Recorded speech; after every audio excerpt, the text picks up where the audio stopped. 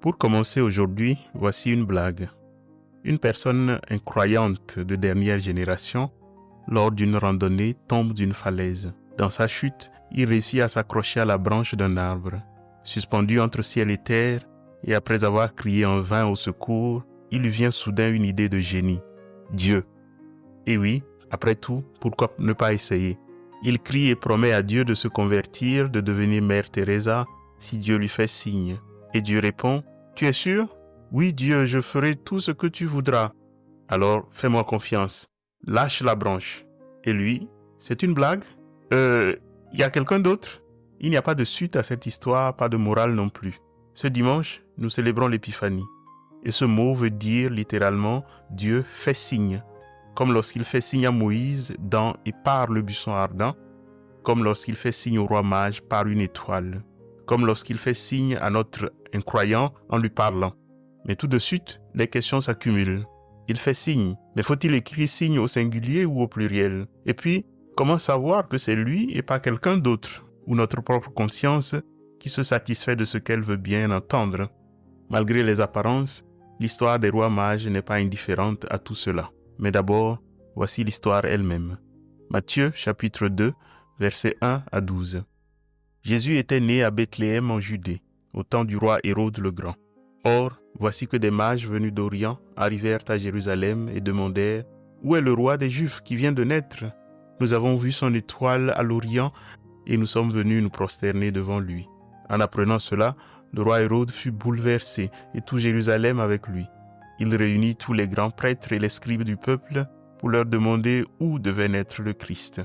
Ils lui répondirent « À Bethléem en Judée, car voici ce qui est écrit par le prophète.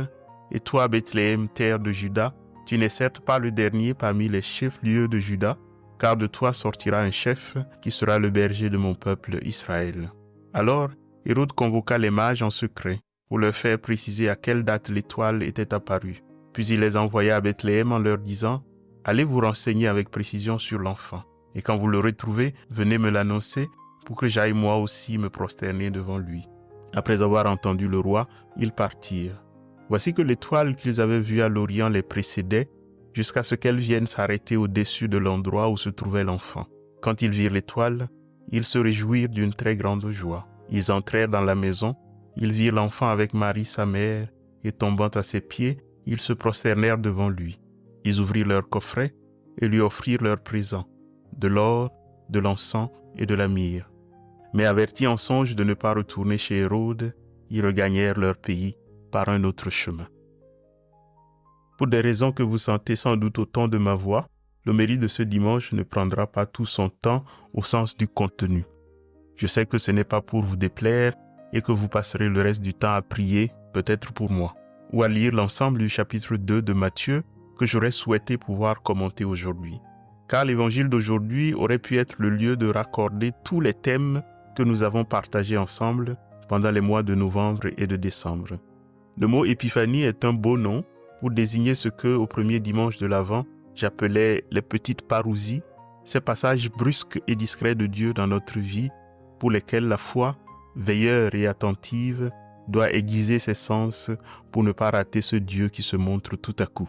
Hérode est la figure même de ces gardiens du figuier chargés par nous de maintenir nos maisons, nos cultures, nos institutions telles que nous les avons bâties et d'éviter qu'un tremblement quelque part, fût-ce la naissance d'un certain enfant, puisse en ébranler les fondations.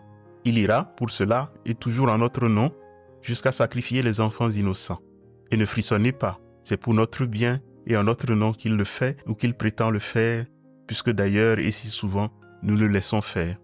C'est l'ensemble du chapitre 2 de Matthieu qu'il faudrait donc lire à cette lumière. Et on verrait en creux, dans l'histoire, trois figures de la royauté en dialogue. La royauté d'Hérode, celle des trois rois mages que la tradition non sans raison a identifiés comme des rois, et celle du roi vulnérable qui donnera un jour sa vie pour ses brebis, mais qui pour l'instant doit fuir en Égypte, et qui pour les enfants innocents est si terriblement absent, si terriblement impuissant, les laissant dans une nuit si terrible que Rachel n'en revient plus de pleurer ses enfants.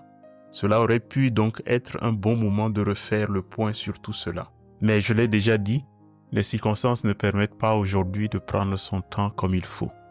Contentons-nous donc des mages et en plus d'un seul détail de leur histoire, un détail dont ils sont les spécialistes. Chercher, repérer des signes et les interpréter. Dans cette fonction-là, ils sont les représentants de tout le genre humain.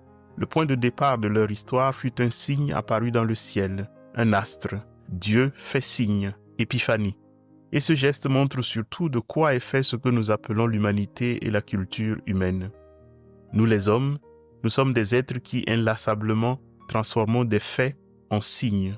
Les mages voient une étoile, ça c'est un fait, et ils se disent que ce signe doit indiquer la naissance d'un roi. Ils en font un signe de quelque chose d'autre. Ils transforment donc un fait en signe. Et cela arrive bien plus souvent qu'on ne pourrait le penser. Quelqu'un me regarde d'une certaine manière et je me dis que c'est peut-être le signe qu'il ne m'aime pas. Je veux sortir de chez moi et j'oublie 3 fois la clé de ma voiture et je me dis que c'est peut-être le signe que. Mon ami ne m'a pas téléphoné pendant les fêtes et je me dis que c'est peut-être le signe que. Nous les humains, nous sommes ainsi d'extraordinaires machines à produire des signes. Mais en même temps que nous sommes tous fabricants de signes, nous détestons ceux qui voient des signes partout, car justement, cela peut devenir parano et surtout superstitieux. Mais cela ne veut pas dire que les signes ne sont pas importants. Toute la question est de savoir comment ne pas négliger les signes sans pour autant devenir superstitieux. Après tout, nos mages ont suivi l'étoile. Percevoir, chercher des signes, ça peut être aussi le fait que Dieu nous montre quelque chose, qu'il nous appelle à quelque chose, qu'il veut nous guider. Mais un signe pose toujours un défi, le défi de ne pas se tromper de signe, de ne pas prendre n'importe quelle étoile pour l'étoile de Bethléem, de ne pas prendre n'importe quelle voie pour la voie de Dieu. Mais comment s'en sort-on? Pour résumer, avant de développer, disons que la réponse la plus simple à cette question est double. C'est d'abord que Dieu ne se contente pas de faire un seul signe. Il en fait toujours plusieurs. De façon que, lorsqu'on arrive à le reconnaître dans le premier signe, on apprend de mieux en mieux à le reconnaître dans les signes suivants, ou plutôt à lui faire confiance pour les signes suivants. Le superstitieux est celui qui s'accroche à un seul signe et ne veut pas en démordre. Il croit que c'est l'étoile qui indique la vérité, et quand on lui dit de passer par le palais d'Hérode, il se braque. Il finit donc toujours par enfermer Dieu dans l'étoile et à ne plus lui laisser aucune liberté. Dieu ne conduit pas les mages seulement par l'étoile, mais par le palais morose d'Hérode, où malgré tout, une autre lumière les attend.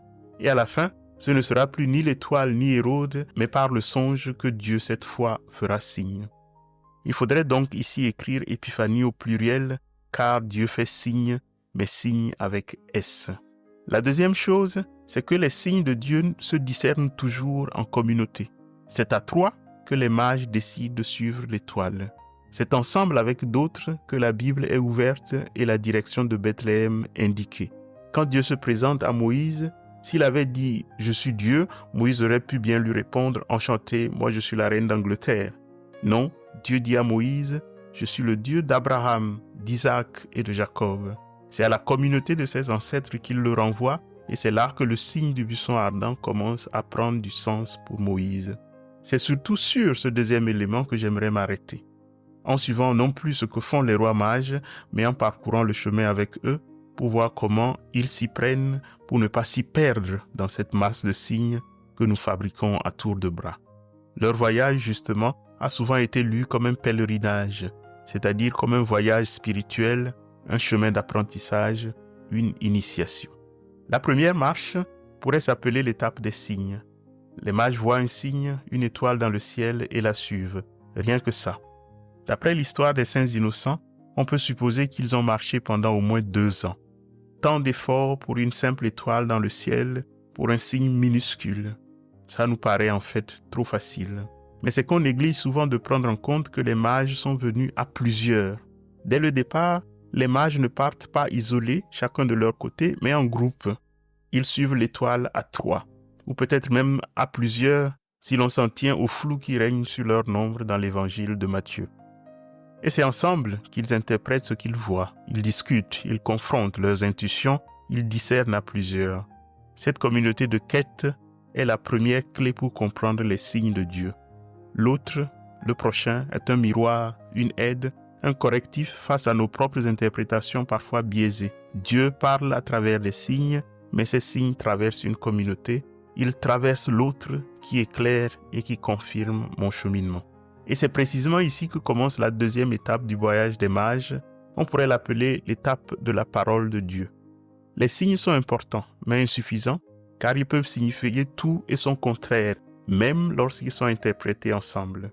L'étoile qui guide les mages apparaît parfois et disparaît parfois. Elle n'est pas si fiable après tout. D'ailleurs, munis seulement de ce signe, les mages se trompent. Ils ont atterri à Jérusalem au lieu de Bethléem, dans un grand palais au lieu d'une petite étable. Le signe ne les mène pas au bon endroit. Le signe seul, ça ne suffit pas.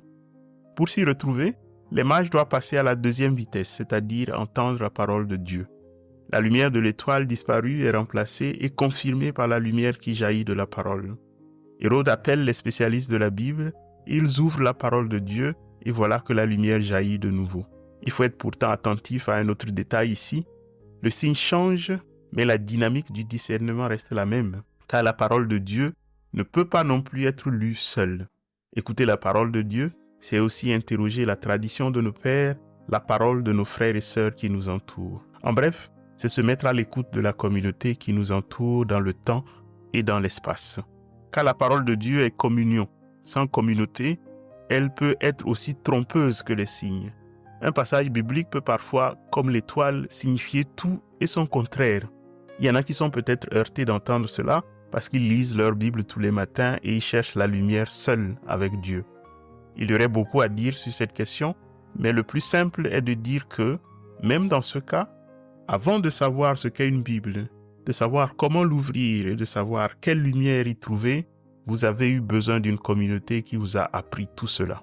C'est cette communauté qui vous a appris à traiter ce livre comme quelque chose d'autre et de plus important que le dernier roman de Marc Lévy. Vous ne pouvez pas vous en passer. C'est pourquoi nous avons toujours besoin en tant que chrétiens d'une communauté pour pouvoir comprendre ensemble les signes à travers la parole. Cette mise à l'écoute des autres a, en fait, pour fonction de tempérer l'ardeur, la prétention qui naît de la certitude des signes. Un signe peut dire des choses différentes à différentes personnes. En les confrontant, on a plus de certitude de ne pas finir dans un ravin en suivant ses propres certitudes. Cette communauté n'a même pas besoin d'être parfaite. Ce n'est pas sa perfection propre qui rend la parole de Dieu parfaite. Dans la communauté de parole que nous présente l'évangile de ce dimanche, Hérode est le chef et les spécialistes de la Bible sont à ses ordres. Et pourtant, dans une communauté aussi imparfaite, la Bible fait tout de même jaillir la lumière pour les mages. Cela n'est pas une apologie de l'imperfection. Cela signifie peut-être que quoi qu'il arrive, nous ne devons jamais perdre espoir. C'est dans une telle communauté que les mages découvriront, que nous découvrirons, que le signe de l'étoile n'indiquait pas ce qui nous paraissait évident, qu'il n'indiquait pas une grande ville, mais le petit bidonville perdu de Bethléem, et non pas un palais et un trône, mais une étable pas très propre. La troisième étape consiste alors parfois, après avoir conféré avec les autres, à accepter la déception. La déception de recevoir ce qui n'était pas attendu. La déception de changer les interprétations que je pensais être les bonnes. C'est l'étape qui nous éloigne le plus du confort de la superstition. Le superstitieux est celui qui croit que ces signes ne mentent pas. Celui qui accepte de dépasser cette étape toute naïve, c'est celui qui est disposé à accepter, grâce à l'écoute des autres, que les signes nous trompent parfois et même très souvent.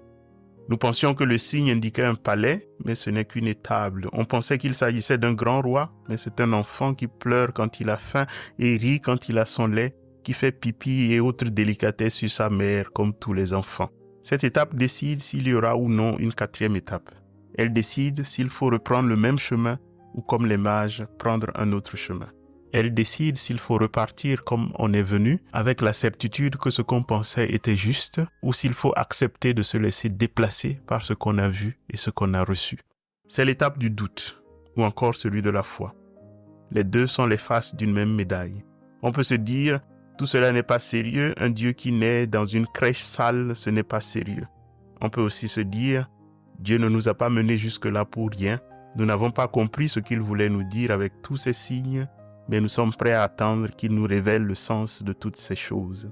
Et même dans ce cas, attendre veut dire toujours attendre avec les autres, portés par la même espérance, attendre dans une communauté qui entretient, nourrit et soutient notre marche. J'ai souvent parlé ici d'un théologien méthodiste américain, Stanley Hauerwas, une de mes sources d'inspiration, à qui on demanda un jour pourquoi il avait étudié la théologie. Ce à quoi il répondit ceci: « Quand j'étais adolescent, comme la plupart des jeunes, j'ai commencé à préférer aller traîner avec les copains plutôt que d'aller à l'église. Ça ne m'intéressait plus et peu à peu, je me suis dit aussi qu'être athée, c'était plus cool. Puis, au moment d'entrer à l'université, je me suis dit que je n'avais peut-être pas tout à fait compris ce que je prétendais rejeter. Je suis donc allé à la faculté de théologie pour étudier ce que je rejetais afin d'avoir tous les arguments pour le rejeter. Le problème, c'est que je n'ai toujours pas fini de l'étudier. Et cela s'appelle la foi. Ne pas avoir tout compris et pourtant y tenir avec l'espoir d'aller de plus en plus loin dans la compréhension. Et cela conduit à prendre un autre chemin que celui qui nous a menés jusqu'ici. Le chemin ouvre la 4e étape de ce pèlerinage des mages et la question est toujours la suivante. Pour eux, comme pour nous, y aura-t-il pour toi, pour vous, pour nous, pour moi, une 4e étape? Y aura-t-il un nouveau chemin? Au cours des années passées, autant que pendant la nouvelle qui s'ouvre, tout aura le parfum d'un signe. Une guerre ici ou là, une crise dans tel ou tel secteur, quelque chose qui nous arrive ou quelque chose que nous souhaitons mais qui n'arrive pas. Tout ça sera le signe de ceci ou le signe de cela ou le signe de rien du tout. Les mages d'Orient nous indiquent une manière de ne pas nous précipiter, de ne pas nous laisser tromper par ces astres, d'interpréter les événements dans la foi et la communauté et d'avancer sereinement sur les nouveaux chemins que Dieu nous montre. C'est aussi ce que je voudrais vous souhaiter au début de cette nouvelle année dans la foi. Premièrement, être attentif aux signes de Dieu dans l'histoire de notre vie. Deuxièmement, les évaluer à la lumière de la parole de Dieu avec les autres dans nos communautés, avec l'aide éventuelle d'un directeur spirituel, ce n'est pas un luxe. Troisièmement, même si le résultat n'est pas ce que nous attendons, y reconnaître Dieu qui nous y appelle et nous y inspire à autre chose que ce que nous pensions. Et quatrièmement, avoir le courage d'emprunter de nouveaux chemins, oser les nouvelles voies, accepter les nouveaux commencements. Bonne, heureuse et sainte année à chacun et à toutes et à tous.